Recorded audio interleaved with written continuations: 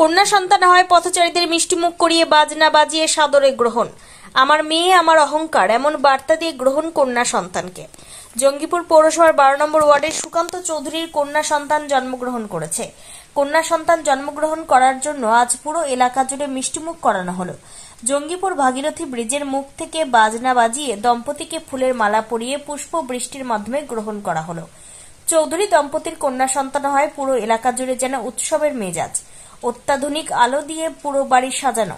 এলাকাবাসী থেকে শুরু করে পথচারীদের প্রত্যেককেই মিষ্টিমুখ করানো হলো। জানা গিয়েছে, চৌধুরী পরিবারের দ্বিতীয় সন্তান সুকান্ত চৌধুরী কন্যার নামও দেওয়া হয়েছে মিষ্টি। তাই মিষ্টিকে বরণ করে নিতে প্রতিটি মানুষের মুখ মিষ্টি করানো হলো।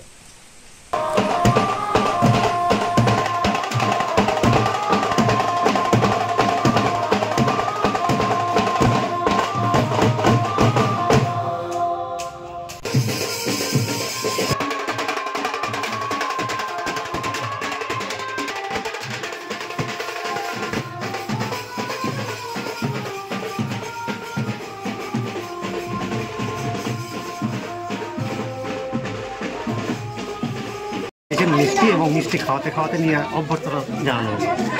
অনেকেই দেখি কন্যা সন্তান হলে আজকে হলো বলতে দেখুন, আমার বন্ধু সুকান্ত চৌধুরী তার কন্যা সন্তান হয়েছে। আপনারা জানেন যে এই বর্তমান সময়ে কন্যা সন্তান হলে একটা অনীহা দেখানো হয়।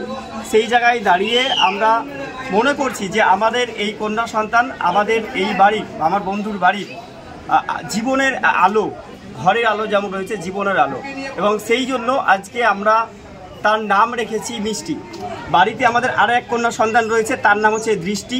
আর বর্তমান বর্ষাকাল, আকাশ থেকে পড়ছে বৃষ্টি।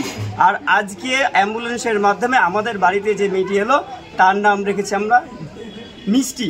তা আমরাও দেখলাম একটা জিনিস, যে আজকে ভ্যানে করে আপনাদের মিষ্টি মুখ করানো হচ্ছে সাধারণ পাবলিকে। এই বিষয়টা নিয়ে কি বলবেন? তার জন্যই কি নাম এই মিষ্টি?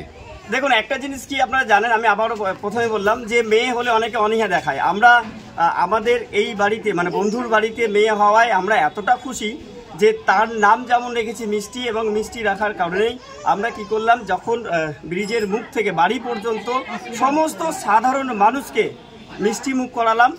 তার নামও রেখেছি মিষ্টি, এবং সে দেখতেও সত্যিই মিষ্টি।